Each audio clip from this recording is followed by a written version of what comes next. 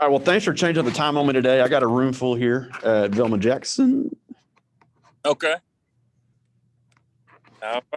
and we're recording this from my friends Kathy Evans at Ridgeland High School and D Self at Germantown High School. And we've Okay. looked at your website, and like I told you, this is a entrepreneurship class, so we're interested in obviously tons of Black business owners. And after you give us a little rundown about your business, we got some unbelievable questions they've come up with for you. Okay. All right. Just give me the go ahead. Oh, we're ready. All right. What's going on, everybody? Everybody at Velma Jackson. My name is Destin Benford. I am owner and operator and creative director of DNA Photography. I've been running my business for about 3 years now. I guess we'll get a little bit into the background, but my expertise include doing professional business portraits, so professional headshots. Also, I specialize in events, weddings.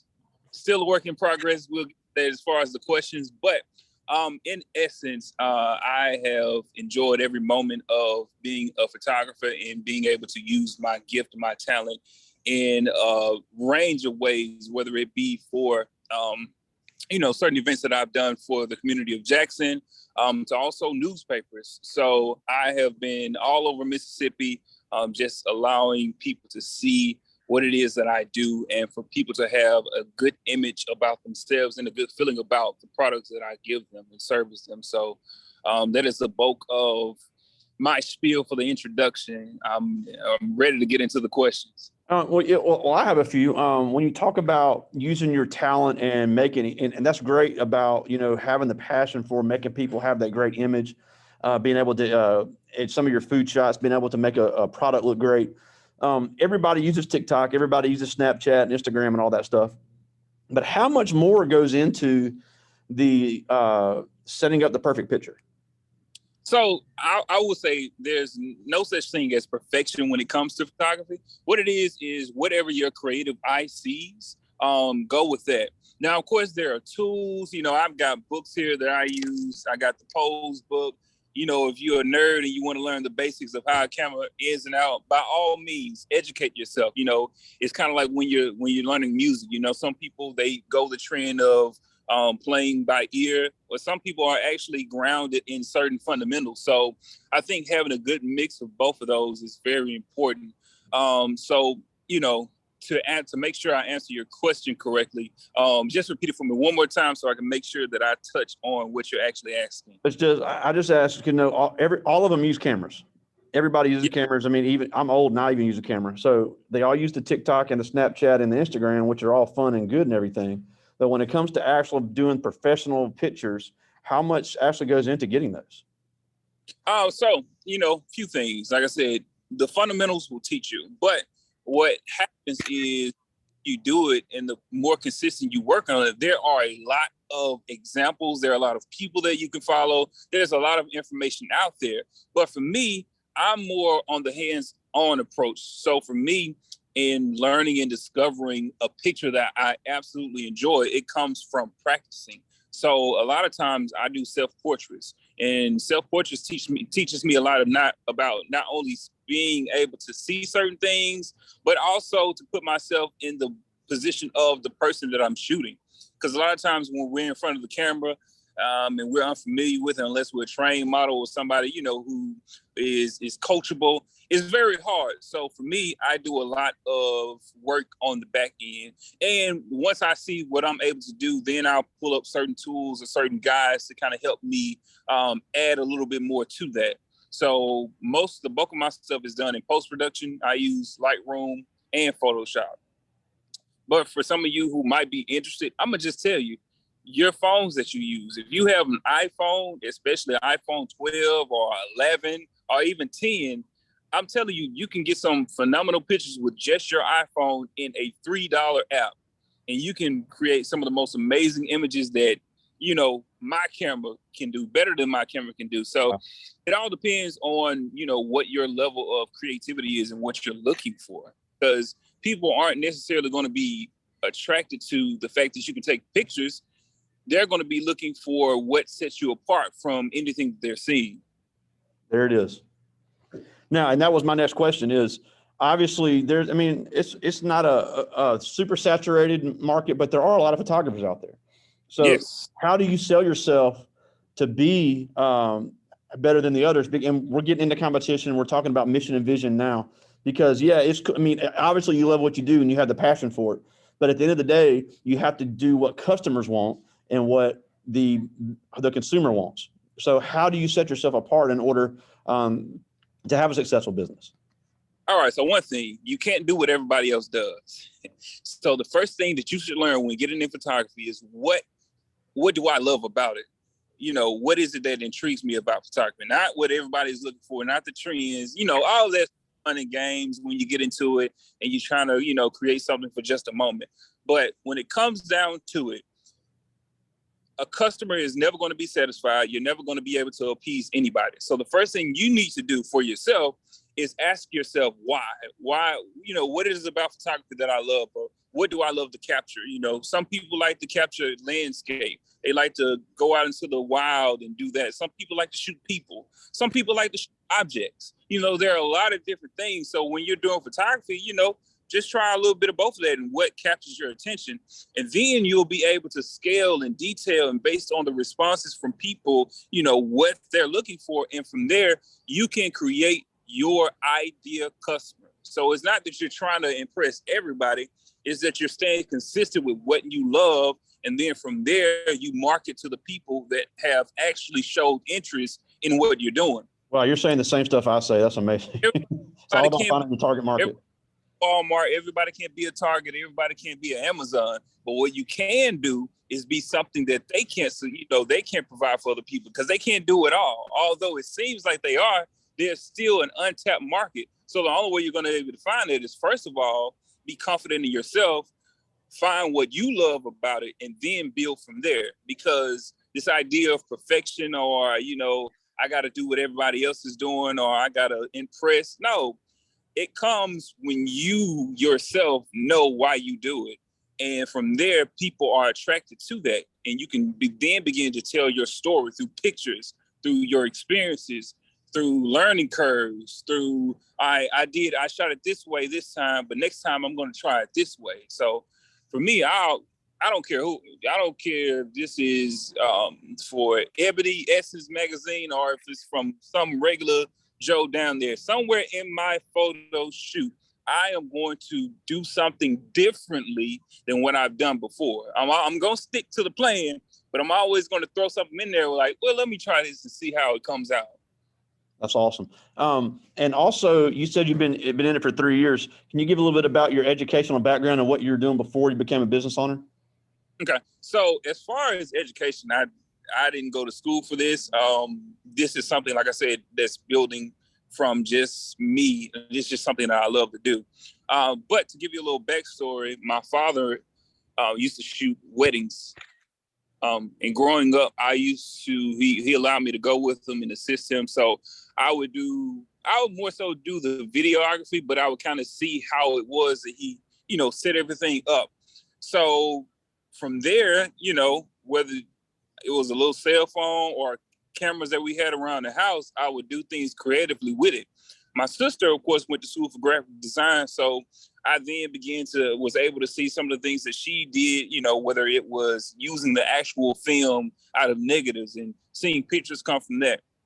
So in that whole little time span, big gap, I went to, graduated from college. I didn't do anything photography wise. But about 4 years ago, I asked my wife for a camera, and I got the camera for Christmas. And from there, I was like, yeah, there's something about this that I love, and I've got to get back into it. So I ended up forming the name DNA Photography. And from there, I've just been building. Look, when it comes to entrepreneurship, like that, you never stop growing. There's always opportunity for growth. So I'm not even at my pinnacle. I'm not even at the top. I'm still in the learning curve. Yes, I've generated income, I've generated money, but I'm still not there. It's every day, it's a new learning curve. It's a new way. It's finding something different about yourself that you can build on. So, again, this is across the board. From a hobby side of it, that is your love, your passion. But the thing about entrepreneurship is learning how to monetize. That's the difficult part. It's easy, being creative and doing things and taking pictures and, editing it. It's some difficulties to that too. But when it comes to monetizing your value and your worth, you don't want to get so honed up on, you can use ideas and you can use examples, but you never want to make that the thing. What you want to always consistently do is make sure that you always keep your passion in check and your reason why. And that's going to come. But you build your value based on your passion, the work, and the time that you put in it. Not on, well, I see this person is charging, or I don't feel like I'm there yet. No, how much time and effort are you putting into this? And you let that, build your business for you. Oh, absolutely. And I got some great questions I want to get to here. And we actually have an Academy of Multimedia on campus. And once we're able to lift our COVID restrictions, we'd love to have you come check it out. And this one is from one of our Academy students. She's a senior, Corlin Murray. And she did talk a little bit about this, but she asked, what kind of software do you use to edit your pictures after you take them? All right. So the two programs that I use on my desktop is Lightroom Classic, and Photoshop. So of course, actually it's more so leaning towards Photoshop because now I'm learning I can, I can pretty much do Lightroom in there. But the way I do it, the way I set it up, I put all of my photos into Lightroom. I make sure they are consistent. The color is correct. The lighting, the shadows, all of those things. Sometimes you can just hit auto. That's how much progression the programs have. And then I send it over to Photoshop. That's where I do all the retouching and the cleaning up. And I add a little highlight here. I add a little dazzle in the eyes, just different things that, either one is asked of my customer, or if I'm giving the creative liberty or freedom, based on this picture that I'm taking, what story do I want to tell? So I just do it that way. But those are the programs that I use. On my phone, I also use Lightroom. I use Facetune. I'm pretty sure a couple of you all have that on your phone. And I even use some of the, I edit it directly on my camera that I use on my phone. So it's a lot of resources, a lot of things that you can use that don't cost a lot and is well worth the money. Yeah, and this is and you've talked a little bit about this as well, but this is for another one of our multimedia students. This is Deja Weaver. She's a sophomore. And she asked, are you just a portrait photographer, or do you also do candid pictures or anything you find beauty in? So there is beauty all over. Right now, I didn't want to sit at home in my office, with the neon background on the wall, just playing around with my space.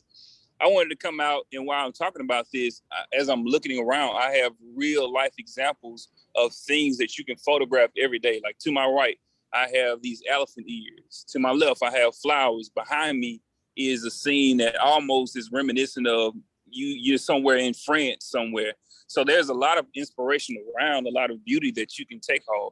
But my favorite so far, I'm really actually loving doing self-portraits, of myself. And what it allows me to do is once I actually have someone in front, then based on the work that I've done, okay, I know this pose works at this angle. I know if they hold their head this way. I know if they cross their arms, in front of them, it gives this type of appearance.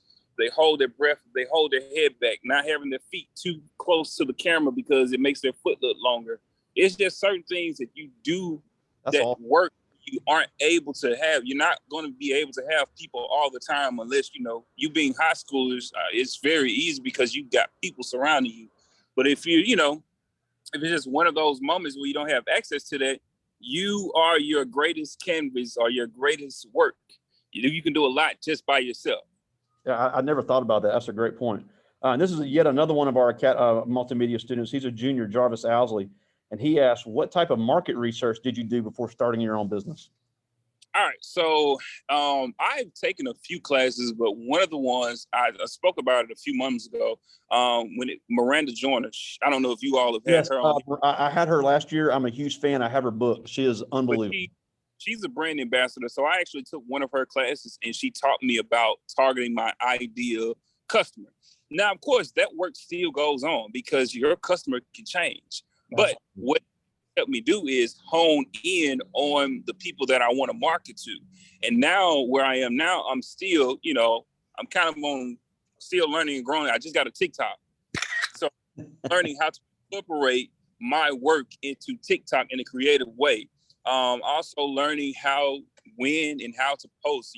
Nowadays on Instagram and Facebook, the algorithm is what you think people should be seeing, they're not seeing. So it's just all about developing strategies to get your work out there. Get in front of a camera, go live, post your work all throughout the day. Let them see you. It's just a bunch of ways to get people engaged with what you're doing and to allow, the social media atmosphere to let you know that, hey, I got folks looking at me, so I'm going to continue. But the thing is, when it comes to creating content and posting, don't get caught up in perfection. I promise you, if you start at 0, you will eventually get to 50%. You will eventually get to 100, where you can see the slow and steady progression. If you get caught up on, I'm not going to do it until it looks perfect, you're going to be waiting a long time. And by that time, it's going to be like 10 other people that's light years ahead of you because they took the time to not be afraid to show where they are and show their progression. We always want to start at perfection, but people love your progression. They love to see you progress. It may not be what the person, who's making $150,000 a year is looking for right now, but somebody who's making $5,000 a month, is looking at you like, man, I like his work. I might want to, hey, reach out to you. There are people always looking. You just have to make sure that you're always giving them content to follow you, because if you don't, nobody's going to see it. Oh, your biggest marketer is always yourself. This is a good one here. This is Rodarius Williams. He's a junior, and he asked, what are a couple of things you wish you knew before you became a photographer?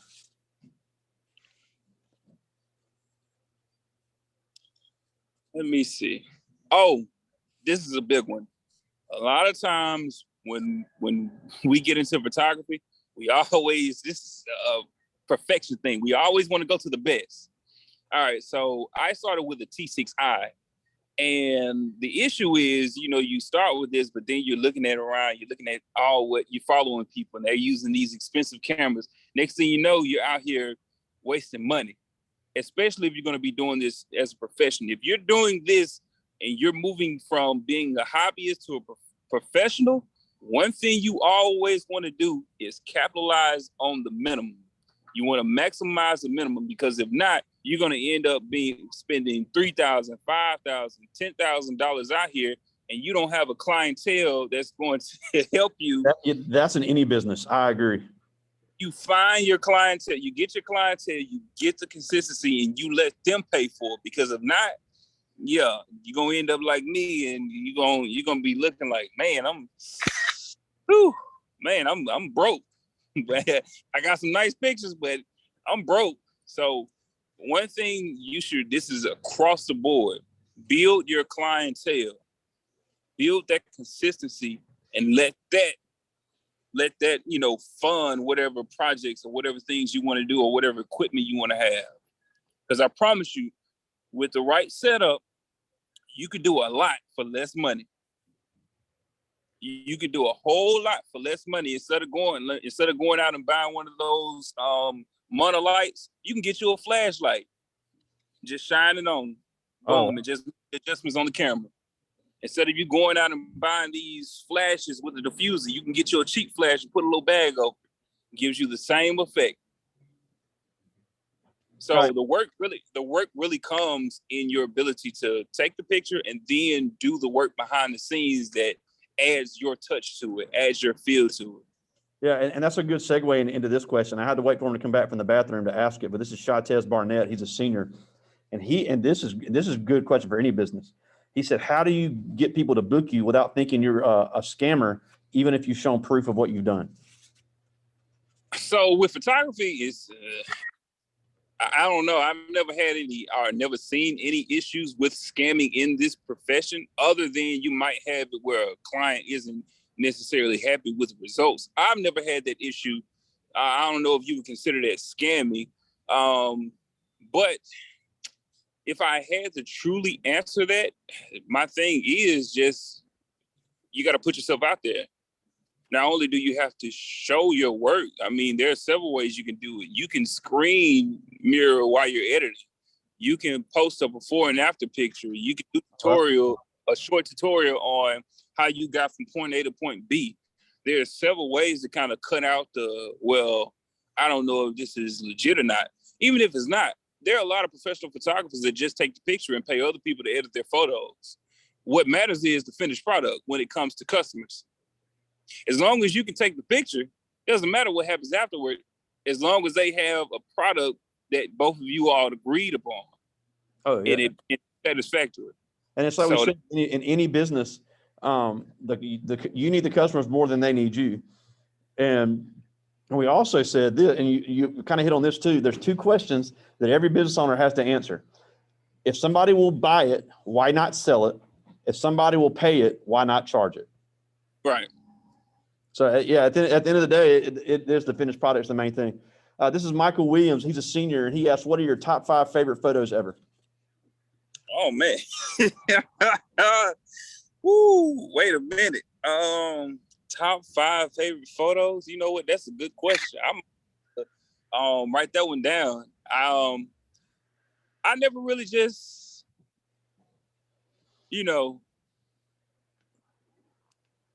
I have photographers that I follow and I like their work. But I really haven't just sat down and thought about, you know what, out of all the pictures I've seen, what is my favorite? That's a really good question. I'm gonna be honest with you. I've never just, now that I have to, I'm kind of forced to now to look around and what is my favorite picture, or what are my top 5 favorite pictures. I can tell you, possibly my favorite photographers, but as far as pictures, nah, I can't. What about the ones that you took, your top 5 that you took? You can actually find my Instagram is literally just my first and last name. But one of my favorites is I shot of a friend of mine, and she has like a flower blooming out of her mouth. Yeah, another favorite of mine is this same model and 2 other models, a picture that I did to them where their faces were pressed together, and it was kind of like that image that you could take above. That was a fun one.